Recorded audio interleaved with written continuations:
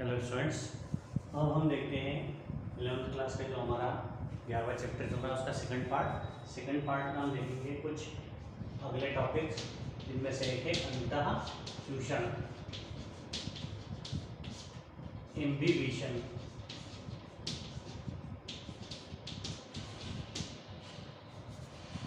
अंतः चूषण या इम्बिबिशन क्या है, ध्यान रखना। कुछ पदार्थ ऐसे होते हैं जो कि द्रव में रखने पर या किसी विशेष द्रव में रखने पर द्रव को सोख करके क्या हो जाते हैं, फूल जाते हैं। तो उन पदार्थों का फूलना या सूजना क्या कहलाता है, अंतः चूषण कहलाता है। और ये ध्यान रखना, जो पदार्थ फूलते हैं वो या तो ठोस प्रकृति के होना चाहिए या अर्ध ठोस प्रकृति के होना चाहिए। इम्बिबिशन क्या है, डेफिनेशन याद रखना। अंतः चूषण या इम्बिबिशन एक भौतिक प्रक्रिया में फिजिकल प्रोसेस है जिसमें क्या होता है, ठोस या अभी बताया कौन, अर्धठोस, ठोस या अर्धठोस को किसी द्रव में या किसी विलयन में रखा जाए तो ये ठोस या अर्धठोस जल का अवशोषण करके क्या हो जाते हैं, ये पदार्थ फूल जाते हैं। तो जल का अवशोषण करके पदार्थों का फूलना ही क्या कहलाता है, इम्बिबिशन या अंतः चूषण कहलाता है। इस अंतः चूषण की क्रिया के फलस्वरूप एक प्रकार का दाब उत्पन्न होता है। उस दाब को अंतः चूषण दाब या इम्बिबिशन प्रेशर कहा जाता है। ठीक है, आईपी से दर्शाते हैं इसको। और इसका मान जो है 1000 atm मतलब वातावरणीय वायुमंडलीय दाब के बराबर होता है।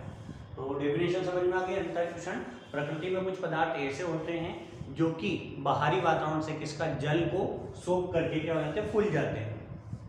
तो पदार्थों द्वारा जल को सोख करके पदार्थ का फूलना ही क्या कहलाता है, इम्बिबिशन या अंतः चूषण कहलाता है।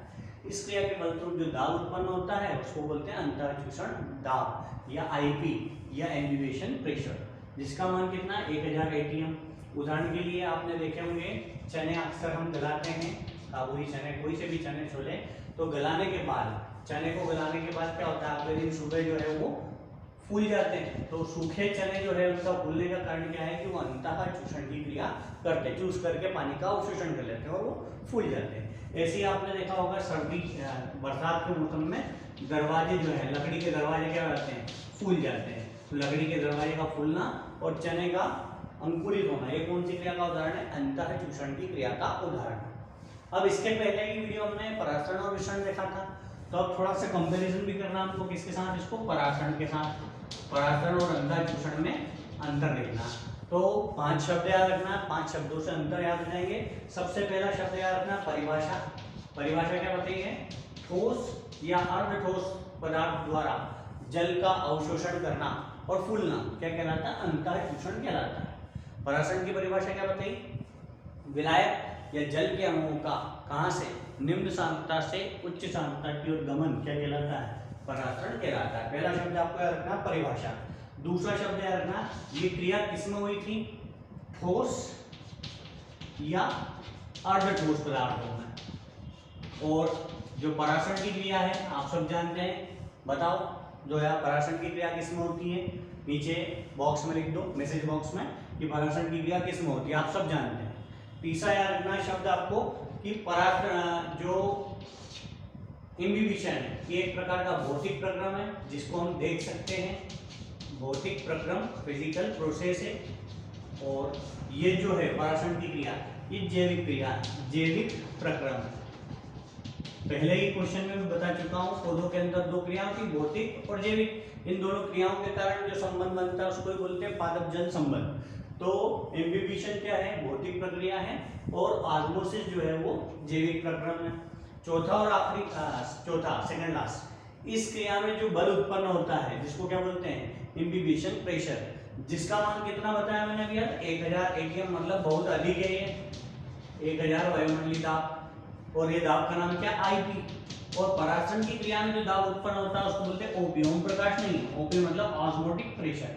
और इसका मान 100 atm होता है, मतलब कि इससे कितना गुना अधिक होता है, 10 गुना अधिक होता है इम्बिबिशन प्रेशर का मान। और आखिरी है, इस क्रिया, ये क्रिया जब होती है, जैसे चना फूला है, दरवाजा भी फूला, तो यहाँ पर फूलने की क्रिया हो रही है, मतलब यहाँ पर कोशिका कौन सी दशा में आती है, स्फीति दशा में आती है। कौन सी क्रिया के कारण, अंतः चूषण के कारण। और परासरण की क्रिया में दोनों स्थिति बन सकती है, स्फीति मतलब फूलना या टर्जित होना, स्लथ, स्लथ मतलब होता है पिचकना, सिकुड़ना, ठीक है। तो ये दोनों स्थितियां बन सकती हैं, यहाँ पर स्थिति दशा में ही आएंगी। तो ये हमारा अगला क्वेश्चन बना है छोटा सा, अंतःचूषण क्या है, अंतःचूषण के उदाहरण लिखिए। फिर एक और क्वेश्चन बन जाएगा साथ में अंतःचूषण और परासरण में अंतर। अब अगले जो टॉपिक आएंगे उस टॉपिक के पहले हमको कुछ छोटी मोटी बातें याद रखनी है, जिनमें से सबसे पहली बात याद रखनी है आपको, झिल्ली क्या है, मेम्ब्रेन क्या है। तो आप सब जानते हैं झिल्ली या मेम्ब्रेन क्या है, कोशिका के चारों ओर पाए जाने वाले आवरण को, ठीक है, कोशिका के चारों ओर पाए जाने वाले आवरण को क्या बोला जाता है, झिल्ली, ठीक है, या मेम्ब्रेन, झिल्ली। इसमें टॉपिक एक बनेगा पारगम्यता क्या है, पहले ये देखते हैं पारगम्यता क्या है, इस आधार पर झिल्ली देखते हैं, परमिएबिलिटी या पारगम्यता क्या है।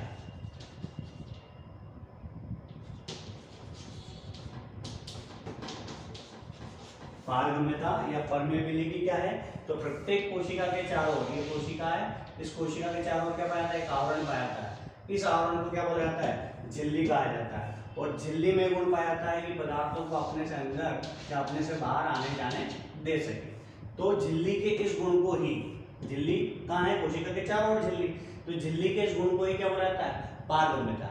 और इस पारगम्यता के आधार पर झिल्ली जो है वो 3 प्रकार की होती है। सबसे पहली झिल्ली का नाम याद रखना, सबसे पहली झिल्ली है पारगम्य झिल्ली या परमिएबल मेम्ब्रेन, पारगम्य झिल्ली या परमिएबल मेम्ब्रेन। नाम से स्पष्ट हो गया, पारगम्य झिल्ली वह झिल्ली जिससे होकर के विलायक और विलेय, विलायक और विलेय, पता है ना आपको विलायक और विलेय में अंतर क्या है, विलायक घुलने वाला और विलेय मतलब घुलने वाला, ठीक है। जल सर्वोत्तम विलायक का उदाहरण है जल, तो जल क्या है, विलायक, और उसमें जो भी घुल जाता है वो सब क्या कहलाएंगे, विलेय। तो पारगम्य झिल्ली वह झिल्ली जिससे विलायक और विलेय के अणु आसानी से क्या कर सके, आर पार आ जा सके, उस झिल्ली को क्या कहा जाता है, पारगम्य झिल्ली या परमिएबल मेम्ब्रेन कहा जाता है। सेलुलोज की बनी हुई झिल्ली, सेलुलोज की और पेक्टिन की बनी हुई झिल्ली, ये उदाहरण याद रखना, पेक्टिन की बनी हुई और सेलुलोज की झिल्ली बनी हुई झिल्ली कैसी प्रकृति की होती है, पारगम्य प्रकृति की होती है। दूसरी झिल्ली की बात करते हैं हम, अपारगम्य झिल्ली, अपारगम्य झिल्ली या इसको बोलते हैं इम्परमिएबल मेम्ब्रेन। इम्परमिएबल मेम्ब्रेन नाम से स्पष्ट है, इससे ना तो कोई विलायक, ना विलेय, ना विलयन, कुछ भी इसके आर पार नहीं आ जा सके, यहीं पर रोक दे।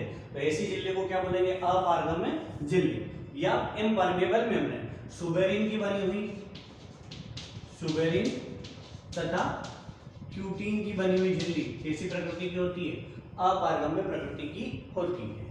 और तीसरी और आखिरी झिल्ली है अर्धपारगम्य झिल्ली, या इसको एक और नाम दिया है चयनात्मक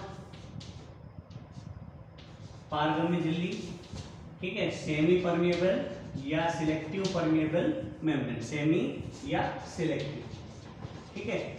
तो अर्धपारगम्य झिल्ली नाम से स्पष्ट हो गया, वह झिल्ली जिससे विलायक के अणु, केवल किसके अणु, विलायक के अणु तो आर पार आ जा सकते हैं, पर इस विलेय के अणु आर पार आ जा नहीं सकते हैं, ऐसी झिल्ली को क्या बोलते हैं, अर्धपारगम्य झिल्ली। बकरे और सुअर के आमाशय के चारों ओर जो झिल्ली पाई जाती है वो कौन सी प्रकृति की होती है, अर्धपारगम्य प्रकृति की होती है। फिर से देख लेना एक बार, पारगम्यता क्या है, प्रत्येक कोशिका के चारों ओर एक आवरण पाया जाता है, इस आवरण को क्या बोलते हैं, झिल्ली कहा जाता है। इस झिल्ली के द्वारा पूरी कोशिका घिरी रहती है और ये झिल्ली ही पदार्थों के आवागमन को निर्धारित करती है। तो झिल्ली के इस गुण को ही क्या कहा जाता है, पारगम्यता कहा जाता है। और पारगम्यता के आधार पर झिल्ली 3 प्रकार की होगी, पारगम्य झिल्ली जिससे विलेय और विलायक के अणु आर पार जा सकते हैं, उन्हें क्या कहा जाता है, पारगम्य झिल्ली।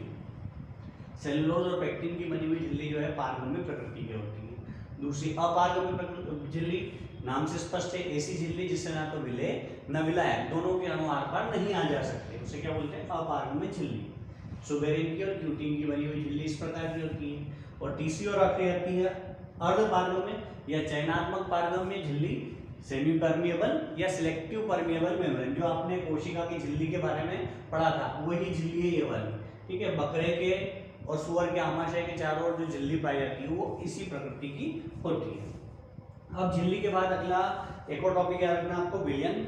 उसके बाद फिर जो अपने बाकी टॉपिक है हम वापस से उस पर ही पहुंच जाएंगे। ठीक है, जीव द्रव्य कुंचन पढ़ना है हमको, रसारोहण पढ़ना है, जल अवशोषण पढ़ना है। उसके पहले ये विलयन और देख लो, विलयन की परिभाषा, विलयन या सॉल्यूशन। ठीक है, विलयन या सॉल्यूशन। अब विलयन क्या है? कोशिका के अंदर और कोशिका के बाहर दोनों तरफ, कोशिका के अंदर और कोशिका के बाहर पाए जाने वाले द्रव को ही क्या कहा जाता है? विलयन कहा जाता है। या इसको इस प्रकार से परिभाषित करते हैं, विलय तथा, ये ज्यादा अच्छी परिभाषा है, विलायक के मिश्रण को क्या कहते हैं? विलयन कहते हैं। याद में बोल दो, कोशिका के अंदर के द्रव और कोशिका के बाहर के द्रव, दोनों को द्रव को क्या कहते हैं? एक साथ विलयन। या सिंपल लैंग्वेज में विलय मतलब घुलने वाला, विलायक मतलब घुलने वाला, इन दोनों के मिश्रण को ही क्या कहा जाता है? विलयन कहा जाता है। जैसे अपन शक्कर का घोल बात करें तो शक्कर के घोल में शक्कर तो क्या है? विलय है, और उसमें विलायक कौन है? जल। ठीक है, नमक के घोल में नमक कौन है? विलय है, और विलायक कौन है? जल। जो घोलने वाला होता है या जिसकी मात्रा ज्यादा होती है वो विलायक होता है, और जिसकी मात्रा कम होती है वो विलय होता है, और दोनों मिलकर के क्या बनाते हैं? विलयन बनाते हैं। अब विलयन देखते हैं हम कितने प्रकार के विलयन के प्रकार। विलयन जो है वो 3 प्रकार का है। समपराश्रयी विलयन, समपराश्रयी विलयन, आइसोटोनिक सॉल्यूशन। जब कोशिका के कोशिका द्रव्य की सांद्रता और कोशिका जिस द्रव्य के अंदर डूबी हुई है, ठीक है, जहां भी रखी हुई है कोशिका, इस द्रव की सांद्रता, इन दोनों द्रव की सांद्रता अगर समान है तो ऐसे विलयन को कौन सा विलयन कहा जाएगा?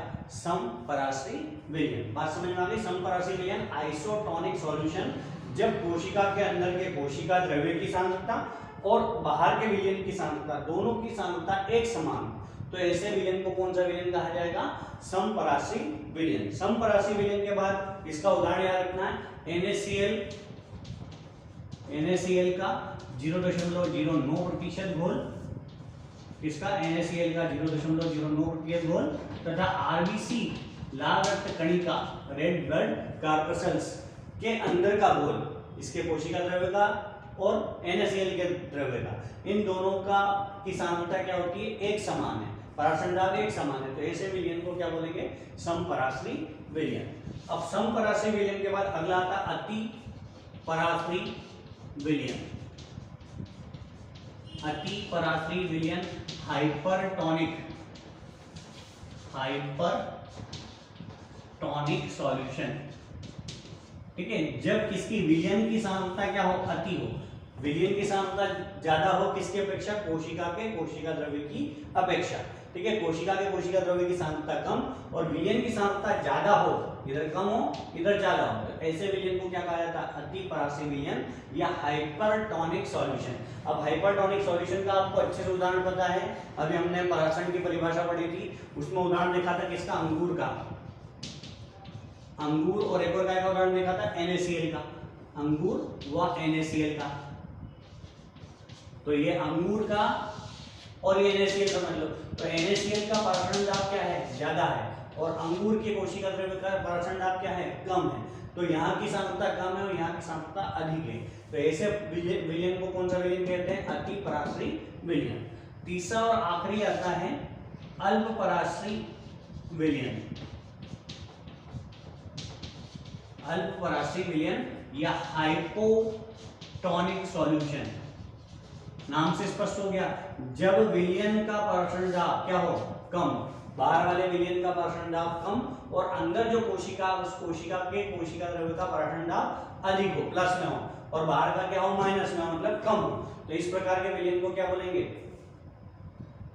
अल्प पराश्रयी विलयन। अल्प पराश्रयी विलयन का कारण क्या होगा?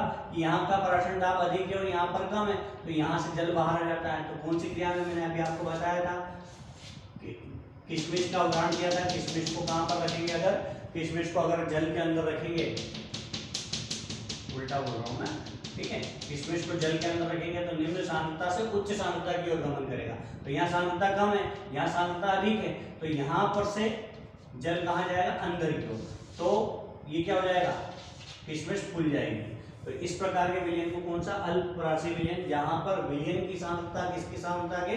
कोशिका द्रव्य की सांद्रता से कम हो, तो ऐसे विलयन को कौन सा विलयन बोलेंगे? अल्पपरासी विलयन। ठीक है, किशमिश का और NaCl का घोल, ठीक है, या सॉरी जल का घोल, जल और किशमिश, ये जो है किस प्रकार के विलयन के उदाहरण है? अल्पपरासी विलयन के